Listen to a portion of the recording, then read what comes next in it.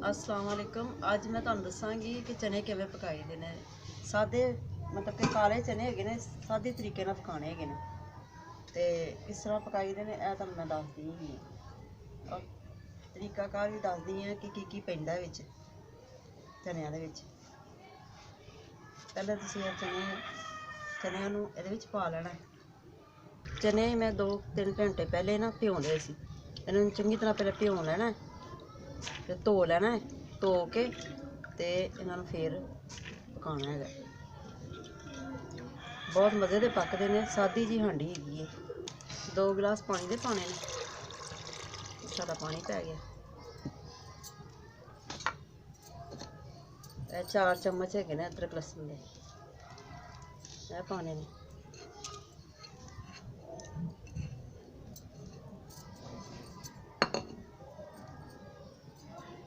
ये 2 चम्मच मिर्चा है ने। 1 चम्मच लून है। आधी चम्मच हल्दी यह पानी हैगी।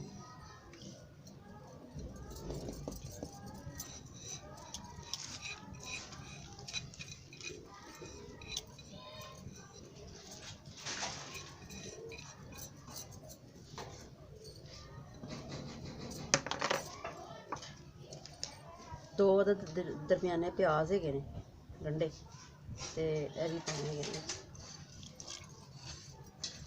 सारा कुछ इक्को बारी पाना है। पा के ते फिर इनू चुल्हे ते रख देना ढक देना।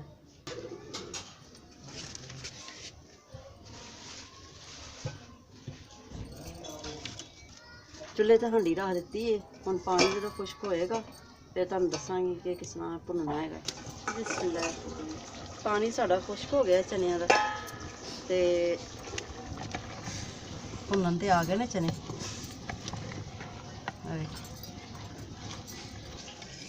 ये पाने दे 2 चम्मच घ्यो दे।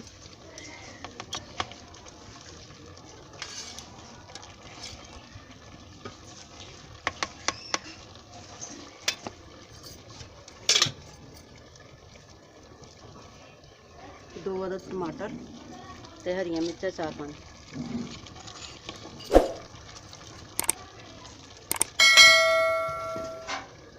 और 1 चम्मच गर्म मसाला, कालियां मिर्चां, दालचीनी, जीरा।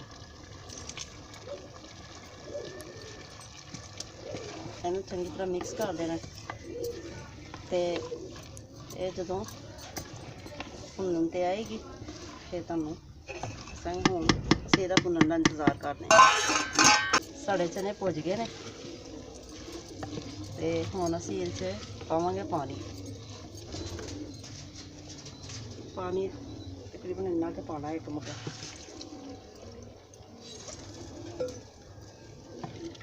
सारा ला देना। हुण ज़रा इंतज़ार करांगे इहदा उबाले दा पक्कन दा।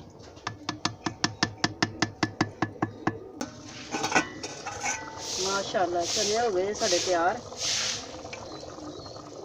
ते इहदे विच हुण पाना है धनिया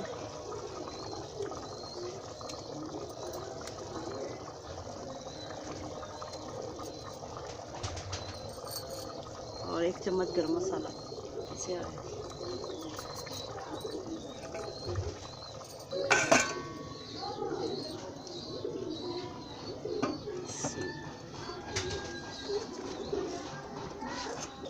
किसी भी तरीका इस्तेमाल करना तो इस तरह ही माशाल्लाह बड़ी मज़ेदार बनेगी हांडी। और सर्दियों में काले चने खाना अच्छा सेहत लिए अच्छी होंगे। अगर मेरे पकान का बनाने का तरीका पसंद आया होगा तो लाइक करना, शेयर करना और मेरे चैनल को सबसक्राइब करना। अल्लाह हाफिज़।